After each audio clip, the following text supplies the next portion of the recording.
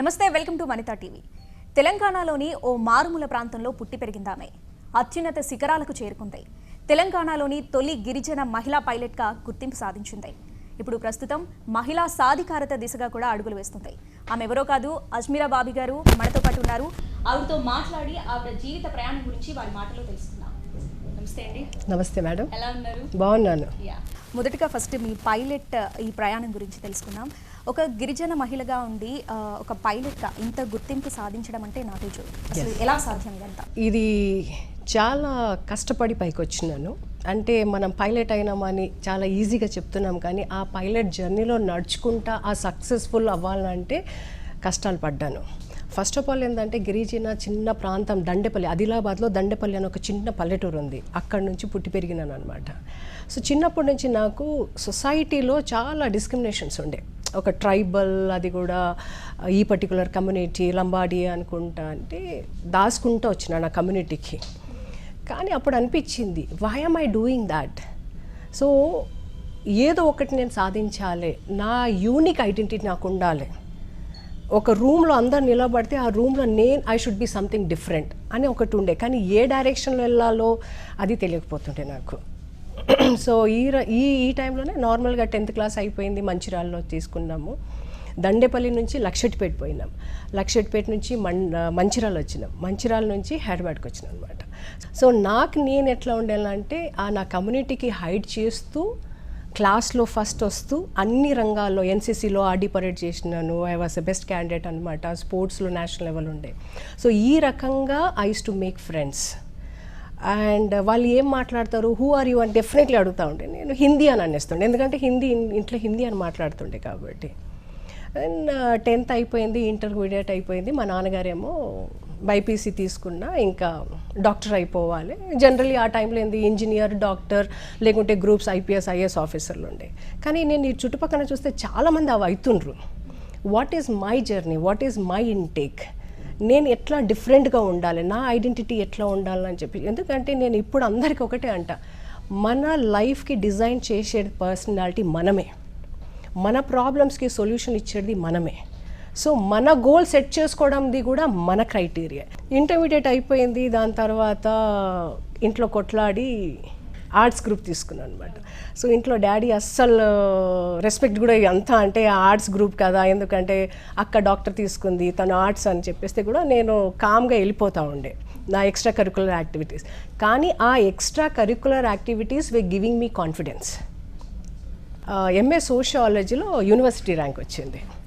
University rank రాగానే పిల్లలందరూ ఏంటంటే, అప్పుడు ఏబీపీ ఉండే, ఈ అమ్మాయికి క్లాస్ ఫస్ట్ ఎట్లా వచ్చింది, యూనివర్సిటీ ర్యాంక్ ఎట్లా వచ్చింది, డిస్టింక్షన్ ఎట్లా వచ్చింది అంటే, నేను అన్నా, నూనె పెట్టుకొని జుట్టు పైకి వేసుకొని చుడిదార్ వేసుకొని క్లాస్ రూమ్లో కూర్చుంటేనే బ్రెయిన్ కాదు, you need to have holistic approach. And exams అప్పుడు almost 3 months I use to lock my self and I use to study. So అంటే మీరు చెప్పిన దాని ప్రకారం చూస్తే మీకు పైలట్ అవ్వడానికి ఇన్స్పిరేషన్, ఒక ప్రేరణ అంటూ ఏంటి అంటే, మీకు మీరే సెల్ఫ్గా సపరేట్ నాకు ఎవరు లేరు. ఆ టైంలో అసలు ఏవియేషన్ ఇండస్ట్రీ, ఎయిర్లైన్, ఎయిర్పోర్ట్లో పోయి ఏ క్రాఫ్ట్ చూడాలంటేనే ఒక పెద్ద ఘనకారం అది. సో కానీ జర్నీలో ఏంటంటే డిఫరెంట్గా ఉండే. అందరు ఏం చేస్తారంటే, ఒక సెలబ్రిటీ వస్తే మనం పోయి ఆటోగ్రాఫ్ తీసుకుంటాం. నాకేముండే అంటే, వేరే వాళ్ళు వచ్చి నా దగ్గర ఆటోగ్రాఫ్ తీసుకోవాలి. అది తీసుకోవాలంటే నేను ఏ స్థాయికి వెళ్ళాలి, ఏ డైరెక్షన్లో వెళ్తే ఈ ఆటోగ్రాఫ్కి నేను సక్సెస్ఫుల్గా ఫిట్ అవుతా అని చెప్పేసి నాకు మైండ్లో ఫిట్ అయిపోయింది అది. కానీ ఏ డైరెక్షన్లలో తెలియదు, ఎందుకంటే నార్త్ ఈస్ట్ వెస్ట్ అన్నీ ఉన్నాయి అన్నమాట. సో ఏవియేషన్లో ఎయిర్పోర్ట్ పోయిన తర్వాత దీంట్లో ఎవ్వరు లేరు అని రీసెర్చ్ చేస్తే కూడా ఎవరికి అంత ఐడియా లేదు. సో న్యూస్ పేపర్ చాలా చదువుతుండే నేను, మ్యాగజైన్స్ చేస్తూ ఉంటే Air India being a government firm కదా, దాంట్లో అడ్వర్టైజ్మెంట్ వచ్చింది. Out of 1000 candidates every day 100 interviews అయింది. ఆ 100 ఇంటర్వ్యూస్లో I was the only one girl who went till final interview అనమాట. సెలెక్ట్ అయ్యాక ఇంట్లో చెప్తే ఏమన్నారు father? Because IAS IPS side వెళ్ళమన్నారు. సో ఇలా సెలెక్ట్ అయ్యాక ఇంట్లో చెప్పాక ఫాదర్ హ్యాపీగా ఫీల్ అయ్యిండు. యాక్చువల్లీ ఆ టైంలో ఫాదర్ హ్యాపీగా ఫీల్ అయ్యిండ్రు. ఇంకొకటి ఇంకొకటి ఏంటంటే నేను మోడలింగ్ చేస్తూ I to earn my pocket money. So మా రిలేటివ్స్ వాళ్ళు అందరు ఏమంటుంటే అమ్మాయి చేతోని వెళ్ళిపోయింది, చినిగిపోయిన బట్టలు వేసుకుంటుంది అని అట్లా మాట్లాడడం స్టార్ట్ చేసిండ్రు అనమాట. సో నేను మా నాన్నగారికి తీసుకొని పోయినా, ఫ్యాషన్ షోస్లో డిజైనర్ వేస్ క్యాట్ వాక్స్ ఉంటాయి కదా, మా నాన్నకి తీసుకొని పోయి నేను అన్న, daddy this is what I do. And every next day పేపర్లో పేజ్ 3లో నా ఫోటో వస్తుండే. సో నేను డాడీకి అన్నా, I'm not doing something which is wrong, where మీకు ఒక చెడ్డ పేరు నేను ఎప్పుడు తేలేను, మీరు మాకు ఇంత కష్టపడి పెంచిండ్రు కాబట్టి డెఫినెట్లీ మీకు అంటే తల ఎత్తుకొనే పనులు చేస్తా కానీ కింద. అంటే మా నాన్న కూడా అప్పటి నుంచి కాన్ఫిడెన్స్ అయినరు. సో జనాలు కూడా అబ్బా ఎయిర్ హాస్టెస్, మళ్ళీ అప్పుడు కూడా ఎయిర్ హాస్టెస్ అయిందా, హోటల్లో ఉంటారా, వీళ్ళు ఎట్లా ఉంటారు అని చెప్పేసి ఆ ఎయిర్ హాస్టెస్కి కూడా ఒక నెగిటివ్ ఇంప్రెషన్ ఉండే. బట్ ఐ డోంట్ కేర్, ఎందుకంటే that is bread and butter for me. ఇంకొకటి ఏంటంటే ఇంట్లో ఫైనాన్షియల్ స్టేటస్ దాంతోనే పెరిగింది, దాంతోనే నేను హెల్ప్ చేసుకొని ఏదో ఒకటి పైలట్గా అనుకున్నా. మళ్ళీ అనిపించింది గవర్నమెంట్లో ఏమైనా స్కాలర్షిప్స్ ఉన్నాయా అని చెప్పేసి గవర్నమెంట్స్లో బాగా తిరిగిన, ఆల్మోస్ట్ 3-4 years తిరిగినా అనమాట. సెక్రటరియట్లో చెప్పులు అరిగిపోతుండే, అయిన ధైర్యంతో మినిస్టర్ల దగ్గర పోయినాను, ఎంపీస్ దగ్గర పోయినాను. అమ్మ ప్రొవిజన్ లేదన్నారు కొందరేమో ఒక అమ్మాయి పైలటా అని అన్నారు, కొందరేమో నీకెందుకు ఇవ్వాలి 30-40 లక్షలు, దాంట్లో 10 మందికి నేను డాక్టర్స్ ఇంజనీర్స్ చేసుకోవచ్చు కదా అని కొందరు ఐఏఎస్ ఆఫీసర్లు కూడా చెప్పేటోళ్ళు ఉన్నారు. అయితే ఒకరోజు తెలంగాణ వచ్చినప్పుడు 2014లో కేసీఆర్ సార్ దగ్గర పోయి కేసీఆర్ సార్ అన్నారు అనమాట. అప్పటికే అన్నారు, బాబీ నీలాంటి అమ్మాయి పొలిటిక్స్లో ఉండాలి, పొలిటిక్స్లో ఉంటే కనీసం నువ్వు నలుగురికి హెల్ప్ చేస్తావని. అండ్ కేసీఆర్ సార్ కూడా ఇన్వైటెడ్ అనమాట పాలిటిక్స్లో, కానీ I was not interested. So నేనేందంటే first let me invest on my self అని చెప్పేసి, కానీ ఫైనాన్షియల్ కన్స్టెంట్స్ చాలా ఉండే, సిఎస్ఆర్ యాక్టివిటీస్ కూడా నాక్ చేసినాను. సో అందరు అంత అమౌంట్ ఇవ్వరు, కానీ కొందరు కొంచెం ఇస్తుండే అనమాట, 1 lakh 2 lakhs 1 lakh. సో దాంతో నేను Rajiv Gandhi flying school join అయినాను. Rajiv Gandhi flying school join అయిన తర్వాత సగంలో డబ్బులు అయిపోతుండే, అవన్నీ ల్యాబ్స్ అయిపోతుండే మళ్ళీ. సో 2014లో కేసీఆర్ గారు అన్నారు అని చెప్పేసి, లిటరలీ నిజంగానే అంటున్నా, I went in to the chamber and he said I know her అని అన్నాడు. ఐ నో హర్ అంటే అది ఒక కాన్ఫిడెన్స్ వచ్చింది. దాని తర్వాత ఏం కావాలంటే, సార్ నేను ఇట్లా పైలట్ అవ్వాలనుకుంటున్నాను సార్, నాకు డబ్బులు కన్స్టెంట్ ఉందంటే ఇమీడియట్గా ట్రైబల్ మినిస్టర్కి పుటప్ ద ఫైల్ అని చెప్పేసి దే శాంక్షన్ ద మనీ. ఇంకా ఇటు చూడకుండా ప్యాక్ చేసుకొని యూఎస్కి వెళ్ళిపోయినా. అంటే ఇప్పుడు ఈ టెక్నాలజీ పెరుగుతున్న టైంలో కూడా మీరు ఎక్కడికి వెళ్ళినా క్యాస్టిజం అనేది ఎదురవుతూనే ఉంది. మీరు చెప్పారు కూడా ఇందాక, మీరు ఎక్కడికి వెళ్ళినా మీరు ఎవరు అని. సో చదువుకునే టైం నుంచి, చిన్నప్పటి నుంచి ఇప్పటి వరకు కూడా, అంటే మీరు ఇంకా ఎట్లాంటి ఇబ్బందులు ఫేస్ చేశారు? ఇంట్లో అయి ఉండొచ్చు, చుట్టుపక్కల అయి ఉండొచ్చు, మీ కొలీగ్స్ వర్క్ చేసే దగ్గర కూడా. చిన్నప్పుడు కాన్ఫిడెన్స్ లేకుండే, డబ్బులు లేకుండే, నాలెడ్జ్ ఉన్నా కూడా ఒక ఐడెంటిటీ లేకుండే. దాని తర్వాత ఐ సాట్ డౌన్, నేను ఎందుకు రన్ చేస్తున్నా, నా కమ్యూనిటీకి నేను రెస్పెక్ట్ చేయకపోతే వేరే వాళ్ళు కూడా రెస్పెక్ట్ చెయ్యరు. ఇంకొకటి, వాళ్ళకి ఉన్న నాలెడ్జ్ నాకు కూడా ఉంది, ద సేమ్ టాలెంట్ ఉంది, వాట్ వే ఐఎమ్ లెస్ అని చెప్పేసి నేను ఇవాళ ప్రౌడ్గా I'm an tribal girl, I come from a Lambadi అంటే అందరు దునికి పడతారనమాట. ఈజ్ ఇట్ అని అంటారు. సో ఇట్స్ వెరీ, ఆ ట్యాబు తీయాలి. అంటే ఏంటి ఈ స్కీమ్, ఏంటి ఈ మోటార్స్, అంటే ఎలా వర్క్ చేస్తారు, ఇందులో ఎంతమంది ఎంప్లాయీస్ ఉంటారు, అంటే ఎలా మీరు ట్రైన్ చేస్తారు? ఏంటంటే మాకు 3 different మోడల్స్ ఉన్నాయి. దీంట్లో నేను ఇంకో మోడల్ ఇంట్రడ్యూస్ చేస్తున్నాను. అంటే కంపెనీకి ఇప్పుడు గవర్నమెంట్ స్కిల్ డెవలప్మెంట్ కింద యూత్కి ట్రైనింగ్ ఇస్తుంది, ఎన్ఎస్డిసి కింద, నేషనల్ స్కిల్ డెవలప్మెంట్ కార్పొరేషన్ అని ఒక బాడీ ఉంటుంది. దాని కింద స్కిల్ ఇండియా కింద మీరు ఎంపానల్ చేస్తే మీ ఎన్జిఓ ఫర్మ్స్కి లేకుంటే మీ సొసైటీకి, మీరు డ్రైవింగ్ అయినా కానీ, ఎయిర్ హాస్టెస్ అయినా కానీ, ఐటీ ఇండస్ట్రీలో అయినా కానీ, ఏ ఇండస్ట్రీలో అయినా కానీ గవర్నమెంట్ ఫ్రీగా ఇస్తుంది అనమాట. సో ఈ స్కీమ్కి వాడుతూ సెంట్రల్ గవర్నమెంట్లో ఎంఎస్ఎంఈ కింద, స్టేట్ గవర్నమెంట్లో కూడా ఉందన్నమాట. అది మీరు 4 wheelers ఇస్తుండ్రు. 4 wheelers అందరు నడిపారు, కొందరు 3 wheelers కూడా ఉంటారు, డ్రాప్ అవుట్స్ ఉంటారు. సో నేనేందంటే అబ్బాయిలు ఎట్లయినా నడిపిస్తారు, కానీ అమ్మాయిలకి ఆ ఫైనాన్షియల్ ఫ్రీడమ్, కాన్ఫిడెన్స్, చాలా మందికి టాలెంట్ ఉంటుంది కానీ బయటికి రావాలంటే ఎవరేమనుకుంటారో ఇప్పటికీ అనుకుంటుండ్రు. సో మా కంపెనీ వాళ్ళు ఏం చేస్తున్నారంటే, ఒకటి శాలరీ బేసిస్గా ఇస్తుంటారు, వాళ్ళు మంత్లీ ఇంత శాలరీ, వాళ్ళకి ఎంకరేజ్ చేయడానికి, కనీసం శాలరీ కోసమైనా వస్తారని చెప్పేసి. సెకండ్ మోడల్ రెంటల్ మోడల్ ఉంది. థర్డ్ మోడల్ నేను వీళ్ళకి ఏం సజెస్ట్ చేస్తున్నా అంటే, గవర్నమెంట్లో అన్ని సబ్సిడీస్ ఉన్నాయి, అన్ని స్కీమ్స్ ఉన్నాయి సెల్ఫ్ ఆంటర్ప్రినర్షిప్ కింద.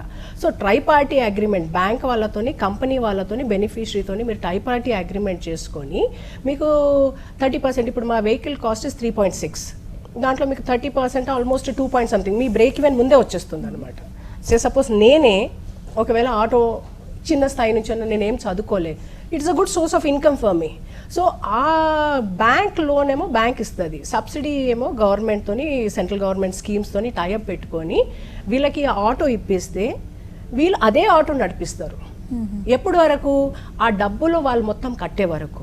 ఓకే, ఎందుకంటే బ్యాంక్కి కట్టాలి కదా. ETO Motors is giving you the guarantee. దాని తర్వాత యూ ఓన్ దాట్. అంటే శంషాబాద్ ఎయిర్పోర్ట్లో కూడా ఈ చేస్తున్నాం, అది కూడా ప్లాన్లో ఉంది, పైప్ లైన్లో ఉంది. అంటే ఎలా ఈ ఎంపిక విధానం ఎలా ఉంటుంది? బికాజ్ కమ్యూనికేషన్ ప్రాబ్లమ్స్ కూడా ఉంటాయి కదా శంషాబాద్ నుంచి, అంటే ఎన్ఆర్ఐలు వాళ్ళు వస్తూ ఉంటారు. ఒకటమ్మా, కమ్యూనికేషన్ అంటే మనకున్న అడ్వాంటేజ్. హైదరాబాద్లో హిందీ మాట్లాడతాం, మనం తెలుగు మాట్లాడతాం, ఇంగ్లీష్ కూడా అంత broken English, I talk English, మాట్లాడేటోళ్ళు ఉన్నారు, కొంచెం మాట్లాడతారు. So specially when I talk about our tribal community or the women wing or the SC wings, down level cadre. ఇప్పుడు నా సెగ్మెంట్ ఏంటంటే టైర్ 2, టైర్ 3 సిటీస్ నుంచి తీసుకొని వచ్చేసి వాళ్ళకి సస్టైనబిలిటీ ఎట్లా చేపియాలి. వాళ్ళు పోయి మళ్ళీ ఇప్పుడు నేను పైలట్ అయి నేను పైలట్గా జాబ్ చేస్తే నాకు 3 లక్షల జీతం వస్తుంది, 4 లక్షల జీతం వస్తుంది, కానీ నేనే సంతోషం ఉంటా. నాతో పాటు నలుగురికి తీసుకొని వెళ్తేనే ఆ సాటిస్ఫాక్షన్ వేరే ఉంటుంది. ఆ సక్సెస్ రేట్ దానికే అంటారు అనమాట. So success definition person to person different ఉంటుంది. ఈ taboo only a doctor son can become a doctor, an engineer son can, ఈ ట్యాబ్ తీయడానికే నేను ఒక పైలట్గా అయితేనే జనాలు నాలో నమ్ముతారు. కరెక్టే కదా? సో నలుగురికి ఇప్పుడు తీసుకొని పోతున్నా, ఐఎమ్ వెరీ హ్యాపీ. రైట్, మనతో పాటు ఇంకో మహిళా డ్రైవర్ కూడా ఉన్నారు, వారితో మాట్లాడి తెలుసుకుందాం. యా, నమస్తే అండి. నమస్తే. అంటే ఎక్కడి నుంచి వచ్చారు, ఏంటి మీ పేరు? మా పేరు రుక్సానా, మేము కాచిగూడ అంటే సాధారణంగా ముస్లిం బ్యాక్గ్రౌండ్, ఫ్యామిలీ బ్యాక్గ్రౌండ్ కనుక చూసుకున్నట్లయితే మహిళల్ని సాధారణంగా బయటకి రానివ్వరు అనేది అంటూ ఉంటారు. కానీ మీరు అక్కడ నుంచి ఇలా బయటకు వచ్చి ఒక డ్రైవర్గా కూడా మీరు వర్క్ చేస్తున్నారంటే ఇది చాలా గొప్ప విషయం అనే చెప్పాలి. అంటే ఇలా ఇంట్లో ఫ్యామిలీ సపోర్ట్ ఎలా ఉంది? మా ఆయన లేవు, నేనే మా ఫ్యామిలీకి మెంబర్. అయితే మా పరిస్థితి బాగాలేదు, అందుకే నేను ఇది ఆటో चलाने के बारे में सोची मैं, क्योंकि मेरे घर में जो है मेरे बच्चों को अच्छा पढ़ाना, उनको अच्छा देखना, इसीलिए मैं ये मेहनत कर रही हूँ, ऑटो ड्राइव कर रही हूँ. అంటే ఎలా అనిపిస్తుంది మీకు ఇలా వర్క్ చేయడం? ये बहुत अच्छा है और मेरे को बहुत इंटरेस्ट से मैं कर रही हूँ भी, और मेरे को बहुत अच्छा लग रहा. అంటే మేడం సపోర్ట్ ఎలా ఉంటుంది? అజ్మీరా బాబీ గారి సపోర్ట్ మీకు ఎట్లా ఉంది? मैडम बहुत चाहते और हमको बहुत अच्छे से देखते. मैडम बहुत अच्छे लेडीज़ है, అంటే సెక్యూరిటీ వైజ్గా కూడా सेक्रेटरी भी बहुत अच्छे हैं, यहाँ पे सब अच्छे हैं और मेरे को भी बहुत चाहते, इसीलिए मैं ये कंपनी में हमेशा रहना चाहती हूँ. అంటే ఫ్యామిలీ సపోర్ట్ అయ్యి ఉండొచ్చు, ఇక్కడ కంపెనీ సపోర్ట్ అయ్యి ఉండొచ్చు. అంటే ఓవరాల్గా మీకు ఎట్లా అనిపిస్తుంది వర్క్ చేయడం?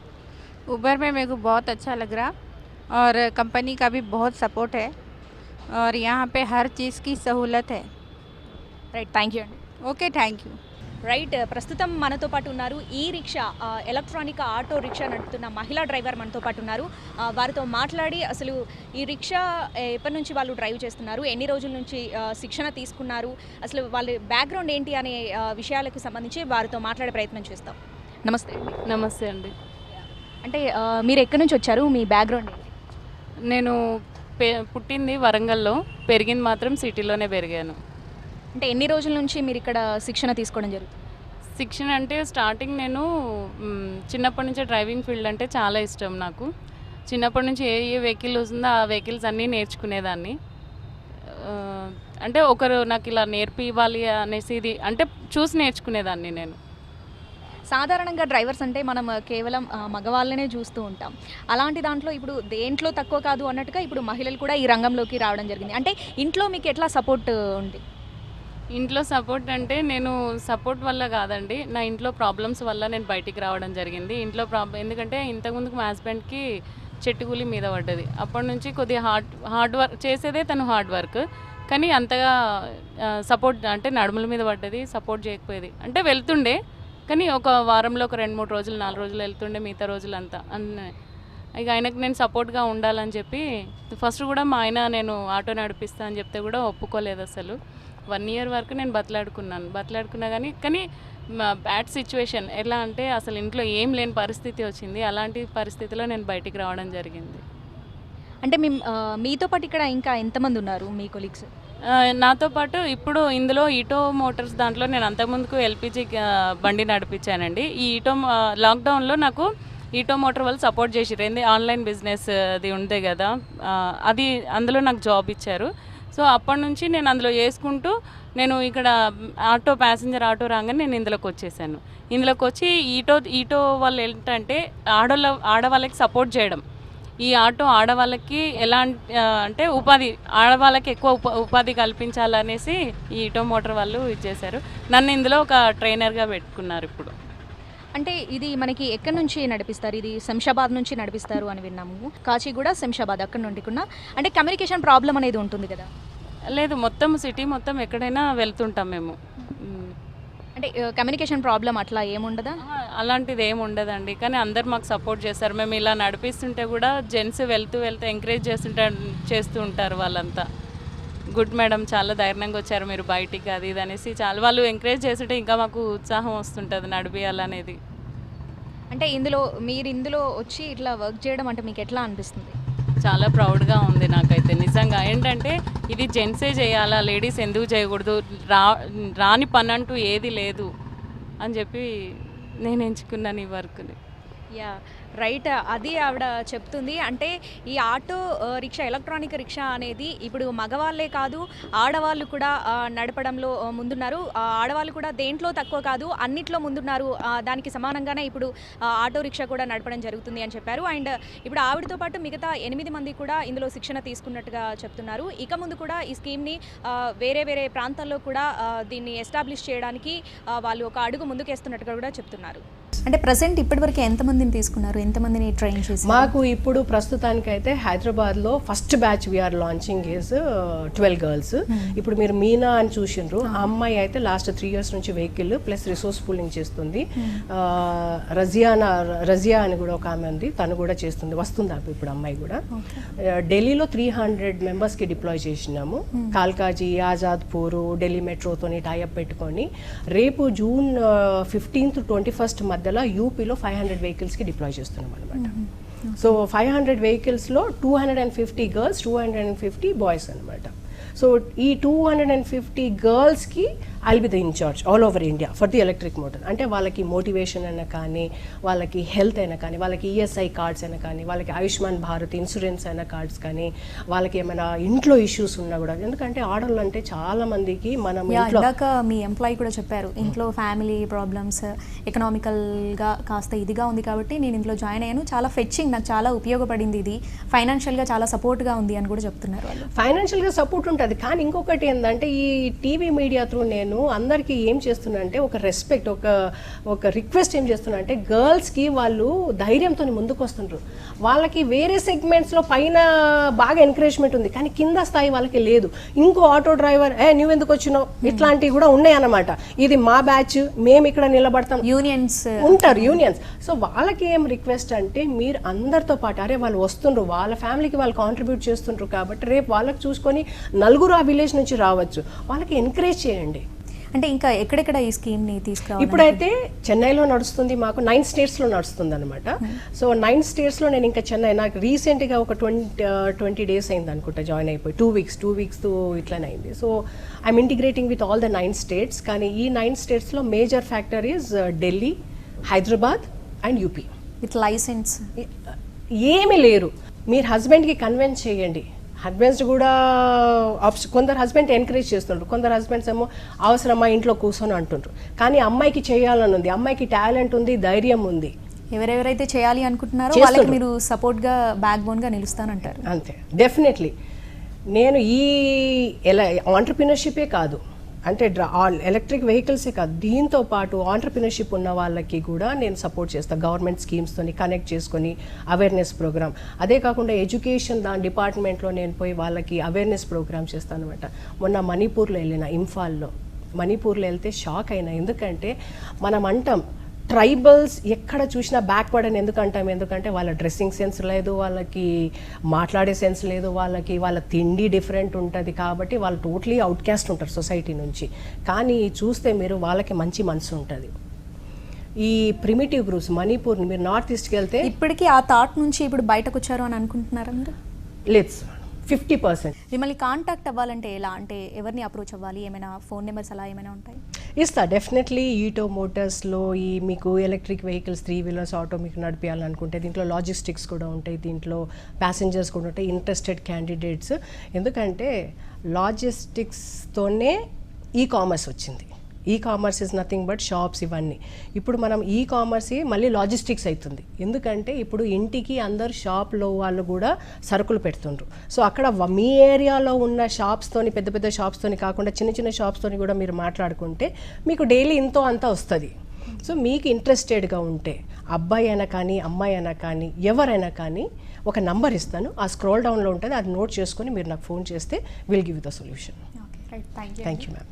సామాజిక సేవ, రాజకీయం నా రెండు కళ్ళ లాంటివి అంటున్నారు అజ్మీరా బాబీ గారు. మహిళా సాధికారత ప్రధాన లక్ష్యంగా ముందుకు సాగుతానంటున్న అజ్మీరా బాబీ గారితో ఇది ఇవాల్టి ఇంటర్వ్యూ. నమస్తే, నేను శ్రావణి, సైనింగ్ ఆఫ్.